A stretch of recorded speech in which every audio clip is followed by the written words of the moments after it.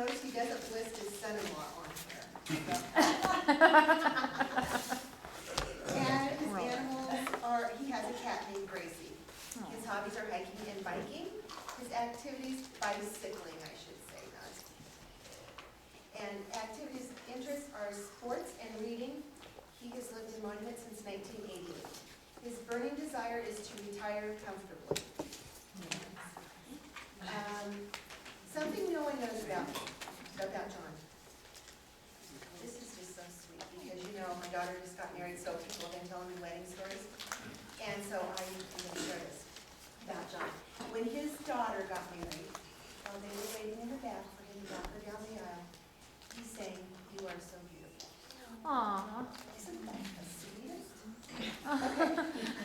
That's just John in a nutshell. He's just a very sweet man. His key to success is keeping a positive attitude.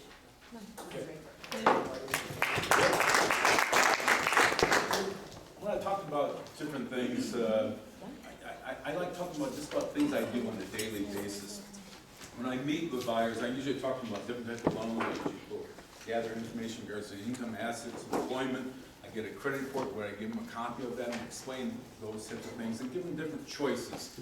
Other choices in regards to loan amounts, whether it's an FHA loan or a VA loan or a conventional loan and things of that nature. One of the things that always I think is informative to people and consumers don't know a real lot about is talking about interest rates.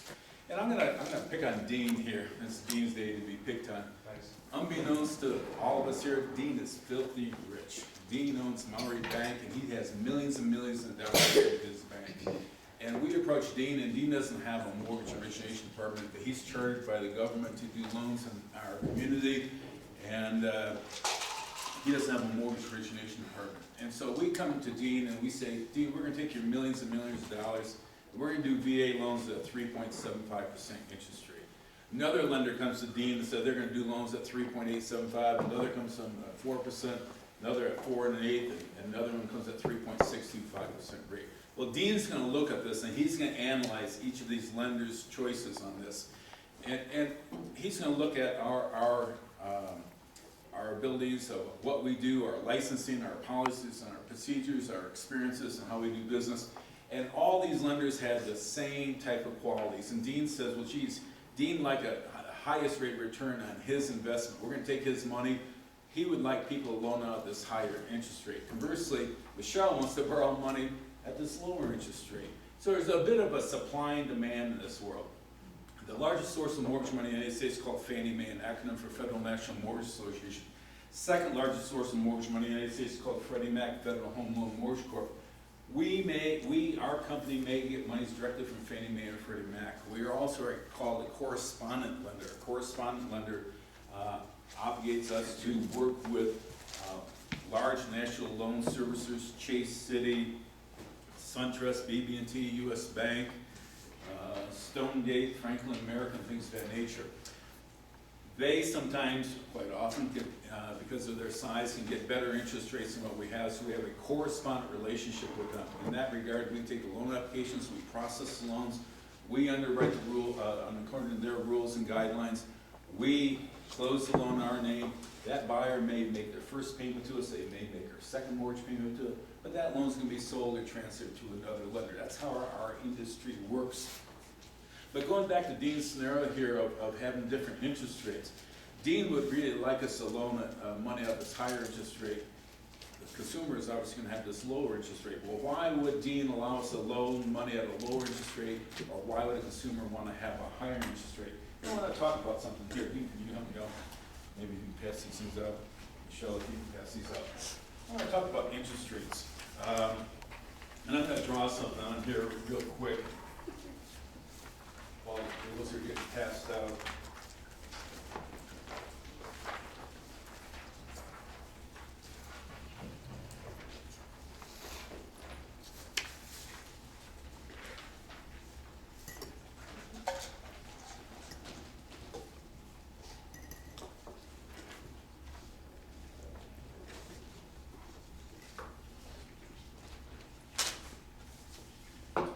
And when I talk to a buyer, I want to talk to them about interest let's say, for example, if the going rate were at a 3.75% rate, which is true on VA loans as of yesterday and as of this morning as I checked on our rates. Why would Dean's company allow us to loan money, if Dean's assuming the interest rate's at 3.75% rate, why would Dean allow us to loan money at a 3.65% rate? Dean will charge us what are called discount points. 1 point is 1% of the loan amount, 10 points are 10% of the loan amount. We're gonna collect that money at the time of closing. We're gonna collect 1.125% in loan discount points and do a loan at a 3.625% rate. We collect this money from somebody, a buyer, a seller, an interested third party. We're gonna give that money in the form of loan discount points to Dean's Bank to make up the yield difference between the 3.625% rate and the 3.75% rate. So if someone wants to get a lower interest rate, they're gonna pay that money in advance. It's like paying that money in advance. If you're an actuary, you figure out how long this life of this loan typically would be. If it's 7 years, you figure out the payment difference between that loan amount and this 3.75% rate and 3.625% rate. Quite frankly, it come up to one of those discount points. So Dean will say, all right, John, we'll allow you, instead of 3.75% rate, which might be the going rate on VA loans today, Dean's gonna allow us to loan money out that lower interest rate. Why would he do that? Because we're gonna pay him money up front, make up the difference between the yield between the 3.75 or the payment difference between a 3.75 or a 3.65% rate. Someone else comes to me and says, well, geez, John, okay, I understand that you get a lower interest rate, I'm gonna pay fees up front, but why would I wanna do higher interest rate loans?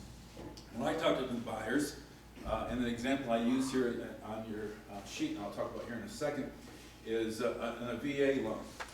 And these are VA rates, which would be different than FHA, which would be different than conventionals.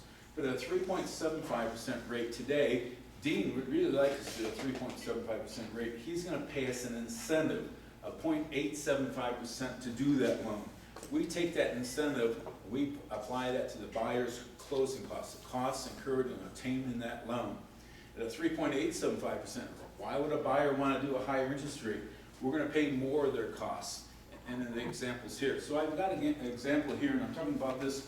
Buyer has a sale price of $250,000. Seller agreed to pay the buyer's non-allowables. Those are costs that Kim would be aware of. There's certain costs on VA loans that the Veterans Administration doesn't allow a veteran purchaser to pay.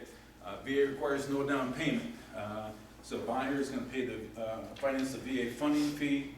So we're going to have a new loan amount of $355,375. The estimated closing costs and prepaids are the $36.25 and $5,000. So approximately $5,625 is what it's going to cost the buyer to get that loan. When I look at that buyer, I've already talked to that buyer about income and assets. That buyer doesn't have that amount of money. That buyer wants to buy that home for $250,000. He or she or they don't have $5,625. I might say to them, okay, let's go with, I'll explain to them, with a higher interest rate, we as a lender can pay some of your costs. So in the middle of the page there, it talks about these interest rate. If someone wants that lower interest rate, 1.125% of the loan amount of $255,375 is $2,872.97. So if someone wants to get that lower interest rate, in my example here, they're going to pay the closing costs, approximately $56.25. In addition to that, they're going to pay $2,872.92 or 97 cents to be able to get that 3.625% rate. Conversely, if someone wants to get a little bit higher interest rate, we're going to pay that 3.75% rate. We're going to pay 0.875% of that loan amount, which is $2,234. So we're going to pay that. So now that buyer is going to have, approximately $3,400 that costs at the time to close the loan. Perhaps they don't have that amount of money. We go to a higher rate. Let's go to that 4% interest rate. We're going to pay $5,100 of that. So we can go up and down the scale depending on what it is that the buyer wants to do. I showed you what a monthly payment is, a little bit lower than that. That person at a 4% interest rate, we're going to pay just about all their closing costs and prepays. That monthly principal interest portion payment is $1,219 compared to $1,182 at a 3.75% rate. So that monthly payment is going to be $38 more on a monthly basis but they're gonna save $5,100 of costs. So I tried to explain this, and I don't talk this quick because Kathy keeps on giving these fingers to me. But we go up and down that scale so they understand what their monthly payment's gonna be, they're gonna understand what their cash out of pocket may be. What? How am I doing on time? Minute? 40 seconds. Oh boy. Any questions? Thank you. Could you repeat that? What is it? Government National Mortgage Association. Lenders get monies from Ginnie Mae, FHA and VA loans. You and I, if Bo was here, Bo could tell us that a lot of mutual funds have monies in the Ginnie Mae as they would in Fannie Mae and Freddie Mac. But Ginnie Mae loans are for FHA and VA loans. That's a source of monies that are taken from Wall Street. They say Ginnie Mae pools of money. We put monies into those pools of mortgages. Are conventional lenders paying these kind of premiums? Yes. Any type of loan, I shouldn't say, most type of loans, FHA, VA, conventional loans would have those type of premiums. The loans that you don't are typically bond loans where they have fixed rate loans like El Paso County bond or a Chapel loan where they only have one interest rate. Thanks, John. Yep.